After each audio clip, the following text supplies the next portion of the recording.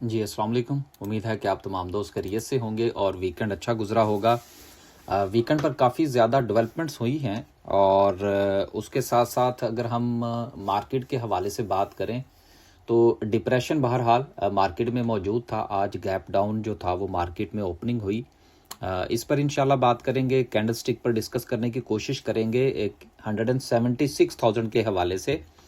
जुमे वाले दिन हमने आपसे गुजारिश की थी कि अगर मार्केट 176 से ऊपर जाती है तो यकीनन स्टॉप लॉस के साथ जो है वो पोजीशन ली जा सकती है। हमने कोई पोजीशन ली नहीं ली, हमारी क्या स्ट्रेटजी है वो इंशाल्लाह वो भी आपके साथ डिस्कस करने की कोशिश करेंगे। इसके साथ पाकिस्तान पेट्रोलियम का चार्ट, पीपीएल का चार्ट जो है वो भी आपके साथ डिस्कस करेंगे। काफ़ी ज़्यादा इस हवाले से जो था वो फीडबैक था जी कि इसको डिस्कस किया जाए।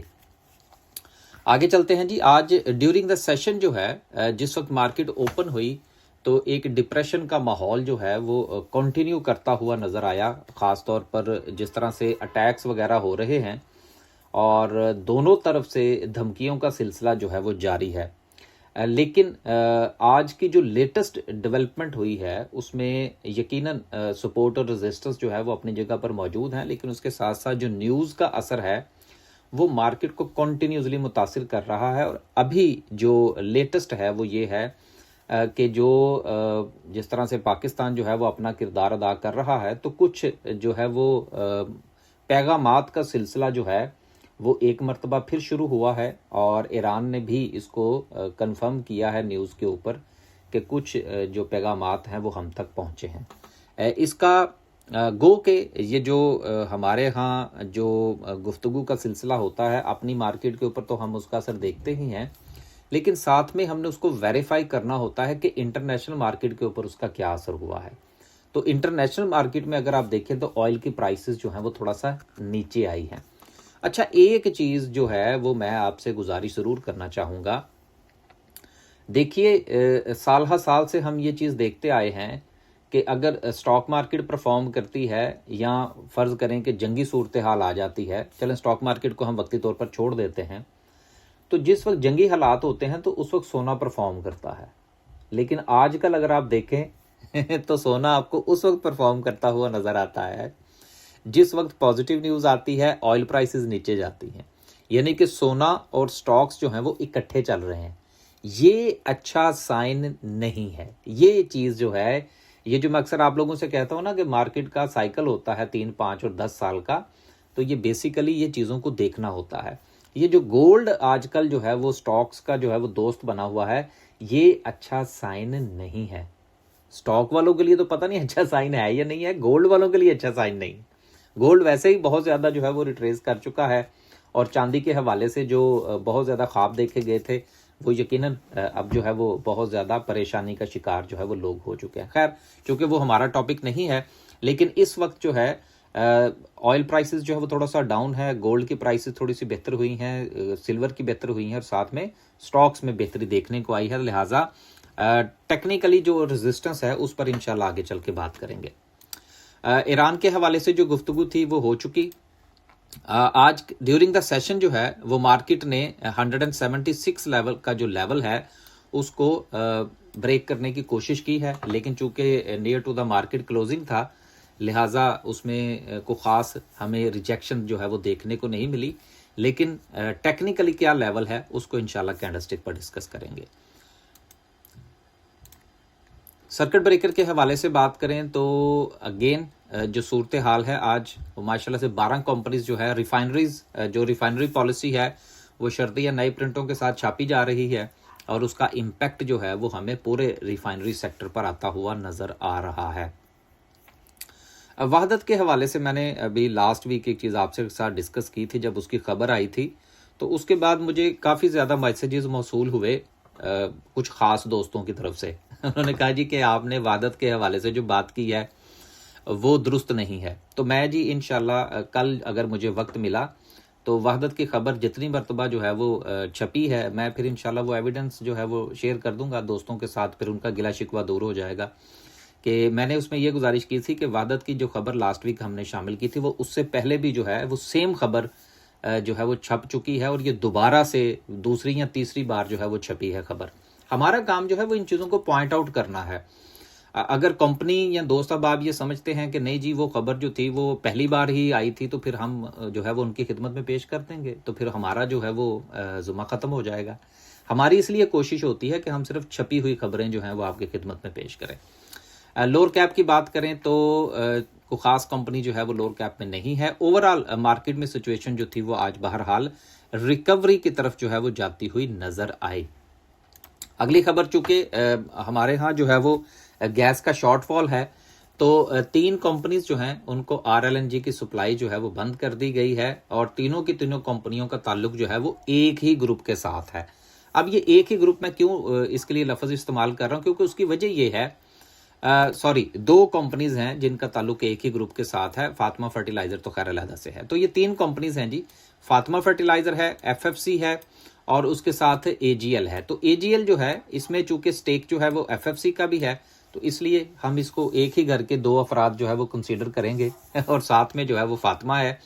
देखिए इस वक्त जो RLNG की सिचुएशन है यकीनन वो आने वाले दिनों में मज़ीद हमें मुतासिर करती हुई नज़र आ सकती है। उसकी सबसे बड़ी वजह यह है कि इस वक्त जो RLNG की लास्ट हमने जो परचेज़ की है वो बहुत महंगी की है, तो ज़र मुबादला के ज़खायर के ऊपर बहुत ज़्यादा प्रेशर आया चाहता है, तो इसलिए वक्ती तौर पर जो है ये काम किया गया है। लेकिन जिस तरह से मामलात आपस में बातचीत की तरफ जा रहे हैं, तो उम्मीद करनी चाहिए कि अगले 1-2 हफ्ते के अंदर शायद हमारी RLNG की सप्लाई जो है वो बेहतर हो जाए। लेकिन वक्ती तौर पर बहरहाल ये 3 कंपनीज हैं जिनके हवाले से फैसला किया गया है कि इनको RLNG नहीं दी जाएगी। तो जिनका जो इनके अंदर स्टेक है वो अपना अपना फैसला फरमाइए। लास्ट पे डिस्कस करते हैं जी आज की कैंडल को, और कैंडल से पहले जो है वो हम इंशाल्लाह डिस्कस करने की कोशिश करेंगे PPL का चार्ट। लेकिन उससे भी पहले जो मैंने आपसे गुजारिश की थी कि हमारी क्या स्ट्रेटजी है, तो ये कल यानी कि जुमे वाले दिन जिस वक्त हमने 176 के हवाले से बात की थी, देखिए हमारी कोशिश होती है सपोर्ट और रेजिस्टेंस की बुनियाद पर काम करना। न्यूज़ का इम्पैक्ट तो आता ही रहता है, लेकिन साथ हमने लेवल्स को भी देखना होता है। तो जिस तरह से हमने आपसे गुजारिश की थी कि मार्केट अगर 176 जो है उससे ऊपर निकलती है तो फिर स्टॉप लॉस के साथ पोजीशन ली जा सकती है, तो ये सेम मैंने आपसे सिर्फ और सिर्फ बताने का मकसद ये था कि बाजू का दोस्त समझते हैं कि शायद वीडियो में कुछ कोई और बात हो रही है और वैसे कोई और, तो ऐसा नहीं है। जो लेवल्स हम आपके साथ डिस्कस करते हैं, चाहे वो किसी शेयर का करें या हम इंडेक्स का लेवल शेयर करें, वो हमारी स्ट्रेटेजी का हिस्सा होता है, और हमारी 99.9% कोशिश होती है कि उन दोनों के दरमियान में कोई फ़र्क ना हो। तो सिर्फ ये आपसे गुजारिश करना थी। अब बात करते हैं जी आज की कैंडल को। चलें कैंडल को पहले डिस्कस कर लेते हैं। चार्ट खुला हुआ है इसका। जुमे वाले दिन जो था वो मार्केट ने जो क्लोजिंग दी थी, वो क्लोजिंग जो थी मार्केट की वो क्लोज जो थी वो मार्केट की ओपन हुआ क्लोज हुई थी 1,75,802 के ऊपर। और मैंने आपसे क्या गुजारिश की थी कि मार्केट के पास चूंकि ये जोन है, और ये जोन जो है ये 176,000 का जोन है, तो अगर मार्केट 176 से ऊपर निकलती है तो देन जो है वो स्टॉप लॉस के साथ पोजीशन बनाई जा सकती है। यही बात हमने की थी फ्राइडे वाले दिन। आज चूंकि मार्केट जो है वो गैप डाउन ओपनिंग हुई, और मार्केट की ओपनिंग ही रफली को 2000 पॉइंट्स का फर्क था, तो आज मार्केट ने अच्छी रिकवरी दी है। क्लोजिंग गो के 176 से नीचे है। स्ट्रेटजी हमें सेम ही रहेगी क्योंकि लेवल जो है वो अपनी जगह पर अभी मौजूद है। हाँ, अगर फर्ज करें कि ये यहां से नीचे निकलती तो फिर हम नेक्स्ट सपोर्ट की तरफ जो है वो हम बात करते। सो राइट एट द मोमेंट चूंकि मार्केट जो है वो अपने 176 के जोन को रिस्पेक्ट करती हुई नजर आ रही है, और एज ए सपोर्ट जो है ये लेवल काम कर सकता है। लेकिन अगेन 176 से ऊपर मार्केट का निकलना बहुत जरूरी होगा। अगर मार्केट इससे ऊपर निकलती है तो वक्ती तौर पर छोटे टाइम फ्रेम के ऊपर, चले मैं इसको जरा थोड़ा सा कर ही दूं, जो कि हमने उस दिन भी डिस्कस किया था छोटे टाइम फ्रेम के हवाले से, और वो ये था कि मार्केट जो है वो उसने छोटे टाइम फ्रेम के ऊपर जो है वो अपनी इस ट्रेंड लाइन को दोबारा से यहां पर टेस्ट किया था। राइट, अब आप अगर देखें तो आज भी मार्केट जो है वो इसको क्योंकि गैप डाउन ओपनिंग हुई, उसके बाद अगर आप ये देखें तो यहां पर पहले इसने रेजिस्ट किया है अपनी ट्रेंड लाइन को, और रेजिस्ट करने के बाद जो है इसने इसमें रिकवरी दी है और इसको ब्रेक किया है। सो इस पॉइंट ऑफ व्यू से मार्केट जो है वो रिकवरी के मूड में तो नजर आ रही है। लेकिन 176 से छोटे टाइम फ्रेम के ऊपर आपको बेहतर लग रही होगी, क्योंकि आफ्टर क्लोजिंग है, क्लोजिंग से पहले चूंकि इसने 176 को क्रॉस किया तो इसलिए आपको 176 नजर आ रहा है। तो कल जो है ये जिस वक्त 176 क्रॉस करे तो यकीनन इस जोन के नीचे स्टॉप लॉस लेकर इंडिविजुअल स्टॉक्स के सपोर्ट एंड रेजिस्टेंस के मुताबिक ट्रेड लेने में कोई मुजायका नहीं होगा। लिहाजा हम भी 176 के मुताबिक ही कल अपनी ट्रेड प्लान करेंगे। अगली जो बात की थी वो पीपीएल की थी। पाकिस्तान पेट्रोलियम जो है वो क्या कहता है। अब देखिए पीपीएल जो है इसको अगर आप थोड़ा सा जायजा लें तो ये एक अच्छे लेवल पर है, जो कि मैं हमेशा ये कहता हूं भाई हम तो देखते हैं कि कोई चीज़ सपोर्ट पर आई है कि नहीं आई, रेजिस्टेंस पर है या नहीं है। ये एक जोन है इसके पास जो कि एज ए सपोर्ट भी काम कर चुका है, एज ए रेजिस्टेंस भी काम कर चुका है, राइट। ये जोन जो है ये रफली बनता है तकरीबन को 215 रुपए के अराउंड का जोन बनता है, एक बात। लेकिन देखिए टेक्निकल्स में हमने ये भी देखना होता है कि बड़ा जोन कौन सा है, फिर ये भी देखना होता है कि इमीडिएट सपोर्ट और इमीडिएट रेजिस्टेंस क्या है। अब ये जिस जोन को हमने मार्क किया है ये देखें तो ये काफी अरसे से मार्केट के पीपीएल के पॉइंट ऑफ व्यू से जो है वो एज ए सपोर्ट और रेजिस्टेंस काम कर रहा है, एक बात। दूसरी तरफ अगर आप इसको थोड़ा सा गौर फरमाइए, राइट, तो इसने उस जोन को रिस्पेक्ट करते हुए आज रिकवरी तो दिखाई है, लेकिन मेरी नजर इस लेवल के ऊपर नहीं है। क्यों? इसलिए कि रिसेंट जो इसने लो बनाया था वो ये वाला था, राइट, और ये लो बनाने के बाद ये नीचे आया है। मेरी नजर जो है वो इस जोन के ऊपर है, ये वाला जोन है जिसको आज इसने रिस्पेक्ट करने की कोशिश की है, लेकिन वहां से थोड़ा सा सेलिंग प्रेशर का सामना आया है। और ये जोन जो बनता है ये अराउंड को बनता है 222 रुपए का। तो अगर पीपीएल जो है ये 222 रुपए से ऊपर निकलता है तो देन इस जोन के नीचे स्टॉप लॉस लेकर इसमें ट्रेड बनाई जा सकती है। हाँ, लेकिन अगर ये इसको क्रॉस करने में नाकाम रहता है तो फिर यकीनन हमें थोड़ा सा इंतजार करना होगा। देखिए ये स्टॉक मार्केट में जो अक्सर होता है जी, बस चीज जो है वो खरीद लें, फटाफट जो है वो पैसा मार्केट में डाल दें। और बाज़ औक़ात हम कोई चीज़ देखते हैं कि यार वो पहले 10 रुपए पे थी, फिर वो 12 रुपए पे गई, फिर आप 12.5 पे गई, तो मुझे तो 10 रुपए पर खरीदनी चाहिए थी। ऐसा नहीं होता। हम अक्सर अपनी वीडियो में ये गुजारिश करते हैं कि कोशिश ये किया करें कि जिस वक्त आपने ट्रेडिंग पॉइंट ऑफ व्यू से काम करना है तो शेयर जो है वो हमेशा महंगा खरीदने की कोशिश किया करें।